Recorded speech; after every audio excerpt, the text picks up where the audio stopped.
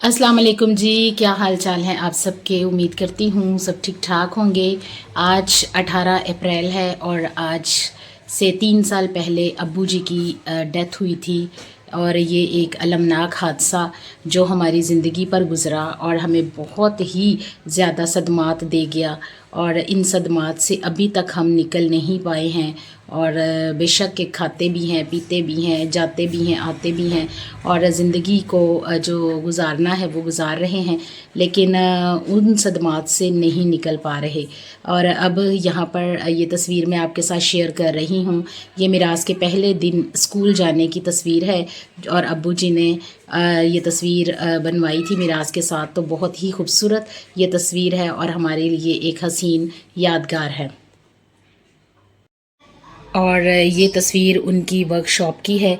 हमारे घर के सामने ही जो दूसरा घर है वहाँ पर अब्बू जी ने अपनी वर्कशॉप बनाई थी और वहाँ पर वो काम करते थे। और उसके बाद हमने वहाँ पर भाई को शिफ्ट किया जब, तो उसके बाद उन्होंने वर्कशॉप जो है वो साथ वालों की बैठक ले ली जो अभी भी हमारे पास है और वो गिरवी है। और वहाँ पर उनका अड्डा वगैरह, ये वो अब्बू जी की पुरानी साइकिल पड़ी हुई है और ये हसीन यादें जो हैं वो हमारे साथ हैं। और हम लोग जो हैं उनकी चीज़ों को बेचते नहीं हैं, उनको संभाल के रखा हुआ है और ना ही उनको हमारे अंदर इतनी हिम्मत है कि हम उनको जो है वेस्ट कर सकें या उनको जो है वो बेच सकें।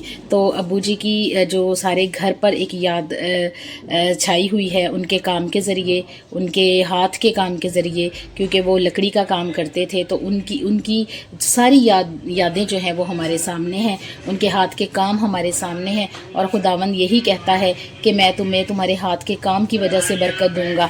तो हम लोग खुश हैं और हम लोगों को बहुत फ़ख्र महसूस होता है कि हम एक मेहनती इंसान के बच्चे हैं और लोग हमें हमारे कामों की वजह से जो है वो पहचानते हैं और याद रखते हैं।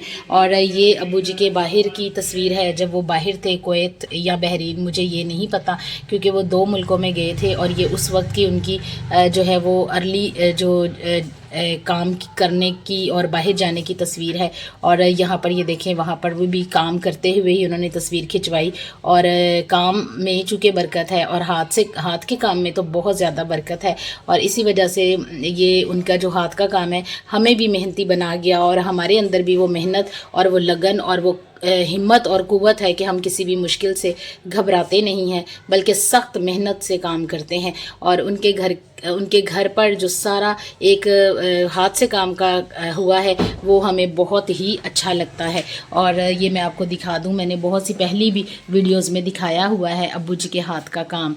और इसके अलावा आज हम लोगों का चूँकि गुड फ्राइडे भी है, इसलिए हम जो है वो दुआ पहले ही रख चुके हैं।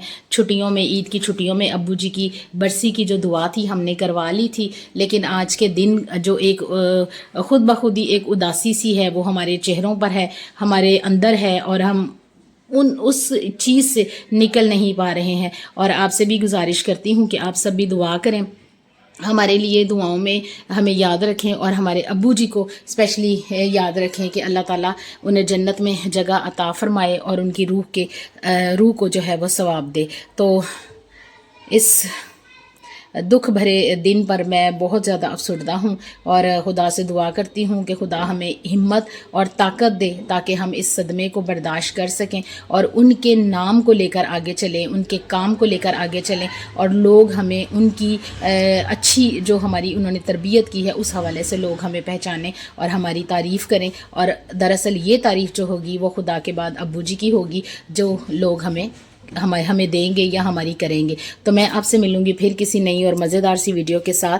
तब तक के लिए अल्लाह हाफ़िज़।